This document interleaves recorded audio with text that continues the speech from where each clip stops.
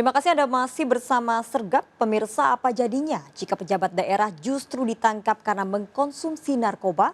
Sekda Kabupaten Nias Utara ditangkap polisi saat pesta narkoba di tempat karaoke. Pejabat daerah ini ditahan polisi setelah hasil tes urinnya positif mengkonsumsi ekstasi.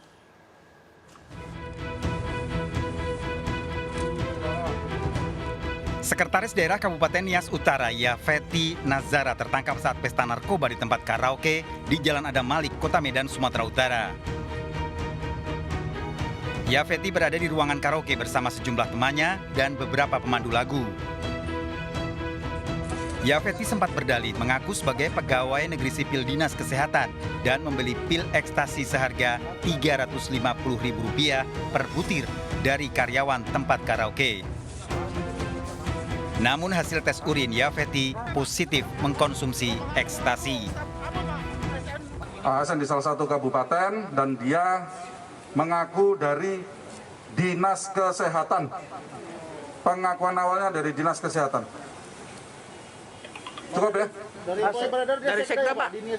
Sekda Dinas Utara. Sampai sekarang sedang kita dalami. Pengakuan yang bersangkutan dia ASN di Dinas Kesehatan. Itu yang disampaikan. Pak, hasil urinnya Pak? Bagaimana? Positif. Akibat perbuatannya, Yafeti terancam dicopot secara tidak hormat dari jabatannya. Kebarang yang bersangkutan sudah menjadi tersangka atau apapun statusnya, maka tentu kita dari Nias Utara sudah mengambil sikap untuk tidak lagi melanjutkan yang bersangkutan menjadi pejabat sebagai sekretaris daerah. Sebagai ASN sebenarnya harus menjadi panutan. Penggerebekan dilakukan setelah ada laporan masyarakat tempat hiburan malam yang nekat beroperasi agar tidak ketahuan tempat hiburan ditutup dan lampu dipadamkan. Saat razia, sejumlah pengunjung didapati bersembunyi di kamar mandi dan gudang karaoke. Penggerebekan juga mengungkap peredaran narkoba yang dilakukan karyawan tempat karaoke dengan barang bukti lebih dari 300 butir pil ekstasi serta uang penjualan narkoba 17 juta rupiah. 51 pengunjung dari hasil tes urin positif mengkonsumsi narkoba dan terancam lebih dari 5 tahun penjara. Pasca kejadian ini tempat hiburan ditutup permanen. Dari Kota Medan, Sumatera Utara, Adi Palapa Harahap iNews melaporkan. Pemirsa, nekat memalsukan sertifikat tanah milik suami. Seorang istri di Batam, Kepulauan Riau dibunuh sang suami usai berhubungan intim. Pelaku juga sakit hati menduga korban selingkuh dengan pria lain hingga tega menganiaya 2 anak kandungnya. Rekonstruksi pembunuhan ini melibatkan kedua orang tua pelaku.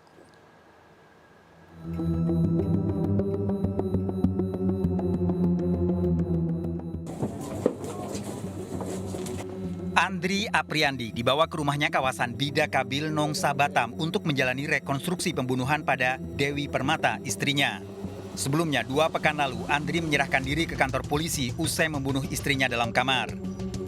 Rekonstruksi pembunuhan berawal dari kamar di lantai 2 rumahnya, usai Andri dan Dewi melakukan hubungan suami istri. Andri sempat menanyakan secara baik-baik masalah surat tanah yang dipalsukan kepemilikannya oleh Dewi. Apa mau kamu terserah aku, katanya. Saya nanya lagi, kenapa surat-surat kapling sudah berubah, sudah dipalsukan? Terserah aku lah, apa mau kamu, katanya. Terus dia cakar saya. Dia duluan cakar? Iya. Saat ditanya suaminya masalah surat tanah, Dewi justru marah dan sempat mencakar Andri sehingga terjadi keributan. Andri yang emosi kemudian membalas menganiaya istrinya hingga tewas. Usai membunuh istrinya, Andri menemui orang tuanya yang sedang tidur, meminta uang, berdalih akan membeli makan. Dia meminta duit. Minta duit. Baru? Langsung mama bangun nih papa. Oh, bapaknya. Papa, bangun pak. Bangun. Oke. Baru? Bapak bangun itu. Baru? Nah, terus? Bapak kasih duit. Dia ngasih Oh, kemana An? Nak beli nasi. Oh, lah malam ini siapa nak makan? Aku, Pak. Bapak ngasih duit ke dia? Iya. Orang tua Andri yang curiga kemudian ke kamar anaknya dan mendapati Dewi telah meninggal.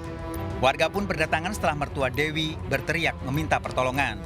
Andri memperagakan 23 adegan dari pertengkaran dalam kamar hingga pergi menyerahkan diri ke kantor polisi. Jadi tidak ada yang aneh ataupun tidak ada yang mengatakan yang tidak sinkron ya. Tidak ada yang tidak sinkron, semua cocok. Ada keterangan saksi, kita praktekkan. Karena suasananya TKP-nya di lantai 3, peristiwa itu agak susah karena hanya mereka berdua yang tahu kan kasusnya begini. Ditemukan fakta baru nggak Pak ketika rekonstruksi tadi berlangsung? Tidak ada. Selain pemalsuan surat tanah, 4 hari sebelum dibunuh, Andri telah melaporkan istrinya karena melakukan kekerasan dalam rumah tangga, menganiaya 2 anaknya. Tersangka juga mencurigai istrinya berselingkuh dengan pria lain setelah memalsukan surat tanah. Sebelum kejadian ini 4 hari kemarin kan saya sudah melapor ke sini Bu.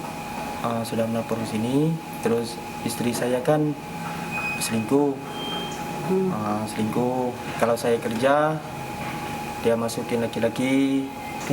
Abang ngelihat sendiri nggak istrinya selingkuh? Bukan lihat sendiri Bu, anak saya yang ini. Tersangka terancam hukuman 15 tahun penjara karena melakukan penganiayaan yang mengakibatkan kematian. Dari Batam, Kepulauan Riau, Alfi Al-Rashid, iNews melaporkan.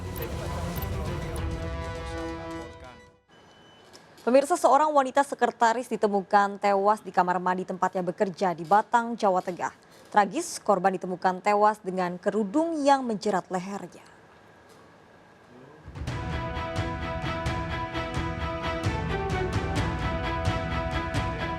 Garis polisi terpasang di depan sebuah gudang ikan di Karangasem Utara, Batang, Jawa Tengah.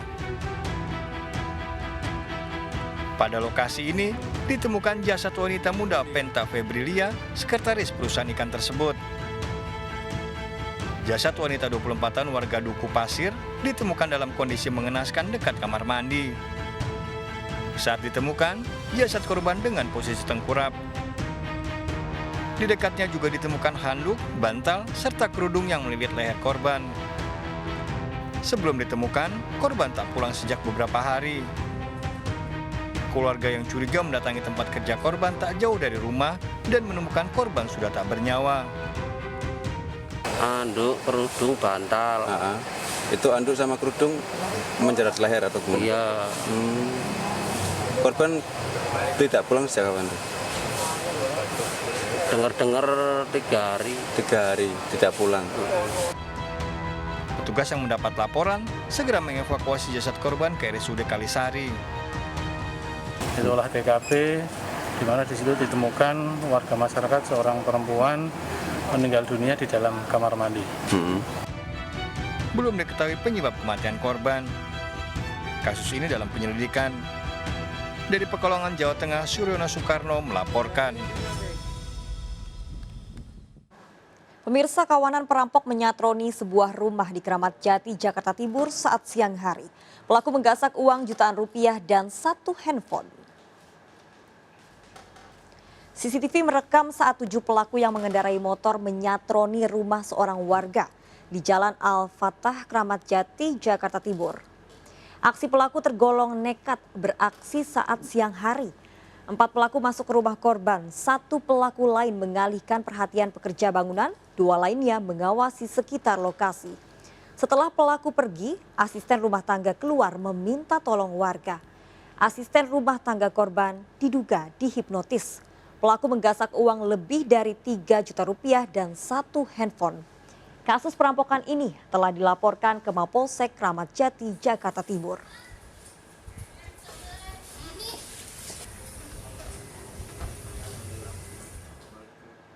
Pemirsa, berniat menemui suaminya, seorang ibu rumah tangga pengendara motor tewas ditabrak truk LPG yang masuk jalur berlawanan. 2 anak korban yang berada di boncengan selamat.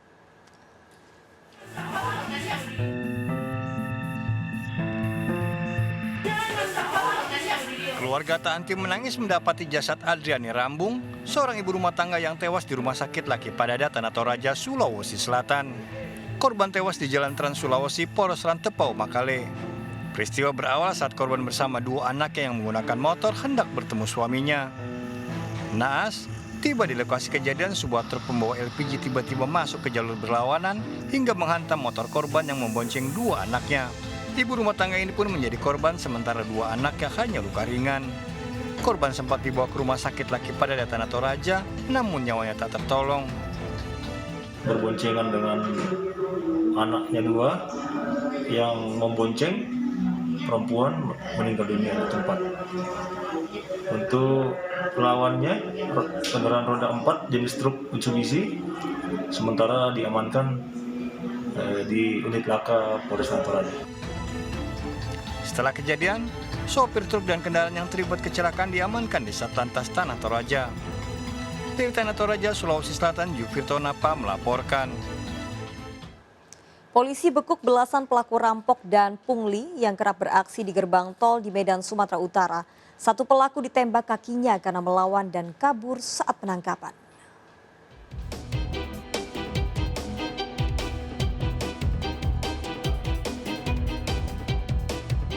Kamera CCTV ini merekam aksi kejahatan salah satu pelaku perampokan dan pungli yang kerap beraksi di gerbang tol Bandar Slamet, Medan, Sumatera Utara.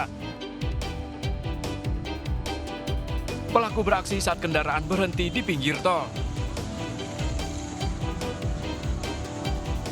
Tak butuh waktu lama, dua pelaku teridentifikasi langsung diciduk petugas.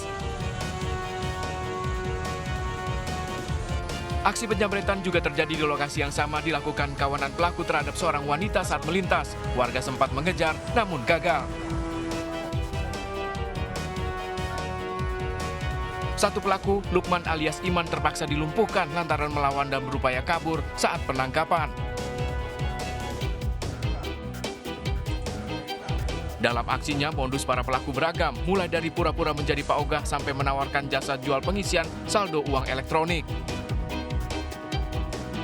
Dari para pelaku, disita sejumlah barang bukti, diantaranya satu unit motor, baju yang digunakan saat beraksi, hingga handphone milik korban. Dari kasus ini, 10 orang pelaku dari dua kelompok diamankan terlibat dalam aksi perampokan, penjamretan, hingga pungutan liar yang meresahkan. Ada 4 pelaku yang berhasil kita amankan terkait dengan video yang viral tersebut, dan pengakuan awal mereka juga mengakui. Ada dua di sini, ada 2 grup. Satu grup yang pertama mengakui baru melakukan 10 kali pengakuan awal. Kemudian satu grup lagi mereka mengaku baru 4 kali. Ini baru pengakuan awal dan sedang kita kembangkan. Polisi memburu sejumlah pelaku lain yang terlibat dalam aksi kejahatan di seputar gerbang tol Bandar Slamet yang identitasnya telah diketahui. Para pelaku ini bakal dijerat pasal 365 KUHP tentang pencurian dengan tindakan kekerasan dan terancam hukuman di atas 5 tahun penjara. Dari Medan, Sumatera Utara, Adi Palapa Harahap melaporkan. Seorang bocah di Kendal, Jawa Tengah dipaksa ayah kandungnya untuk bakar diri lantaran sakit hati digugat cerai istrinya yang menjadi TKW. Ikuti informasi lengkapnya sesaat lagi, tetap di Sergap.